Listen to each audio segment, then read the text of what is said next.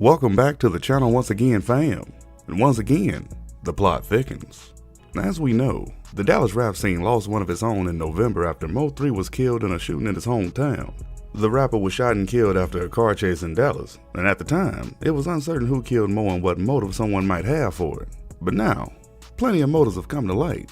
Whoever was reportedly following Mo at the time got out of the car and began following him before shooting at him. Again, at the time, police had few leads as to who chased down Mo, and no arrests were immediately made. But on December 9th, Kwan White was arrested and supposedly has connections with Yella Beezy.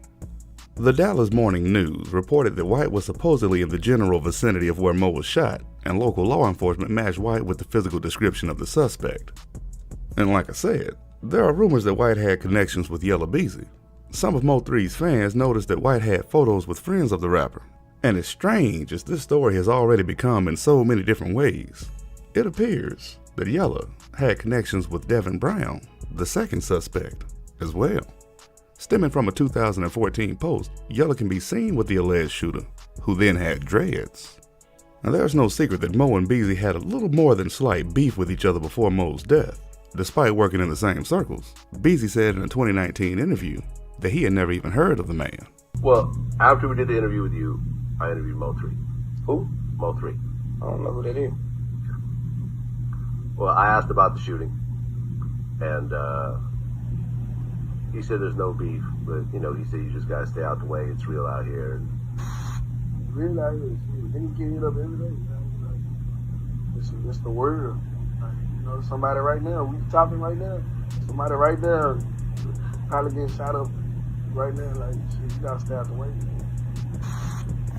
It also appears the alleged shooter Devin Brown released a music video just 1 month before Mo's death with some, let's say, interesting lyrics. He play with us, I guarantee it's gonna tragic. Might get your low or just catch his ass in traffic. Fuck that shit on the train. Look, I can't turn water into wine, I don't do magic. But I bet I work that trap house to the last shift. He play with us, I guarantee it's gonna tragic. Might get your low or just catch his ass in traffic. Now here's a little recap for anybody that might have been hiding under a rock for the last little while. A new suspect was indicted in the murder of Mo3. Devin Maurice Brown was indicted on charge of murder. During the investigation, police learned that Brown had become upset over a relationship between Mo3 and at the time quoted, juvenile witness. Per court records, a witness told detectives that Brown contacted the juvenile witness by phone countless times prior to the deadly shooting.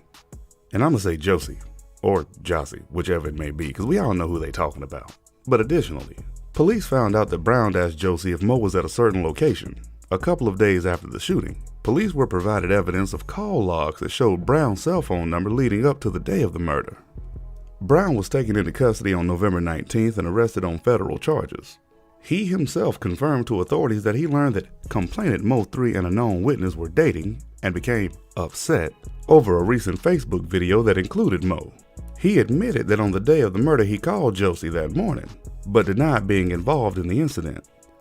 Later, on November 25th, investigators received an anonymous tip naming White as the suspect in Mo's death, following the release of still images by DPD of the suspect at the scene of the crime.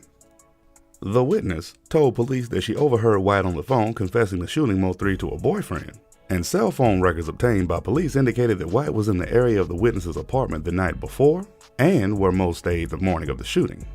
The data also showed that White and Mo traveled the same path, and even placed them at the scene of the shooting.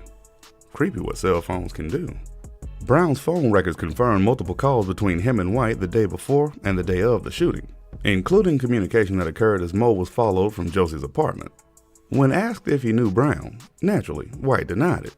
He also couldn't definitively say the phone number that was compared in the phone records belonged to him, telling investigators that he couldn't remember his numbers. White was indicted on a murder charge back in February, and both White and Brown, strange names, remain behind bars in federal custody. That's it for the update this time around, guys. Make sure to keep it locked here for the latest. We appreciate you guys for tuning in. And as always, make sure that if you're enjoying the content, you smash that like button, hit that subscribe button, and ring that bell icon for the latest notifications on this story and the next. We'll catch you with the next one. And in the meantime, you guys know what to do. Be safe. Peace.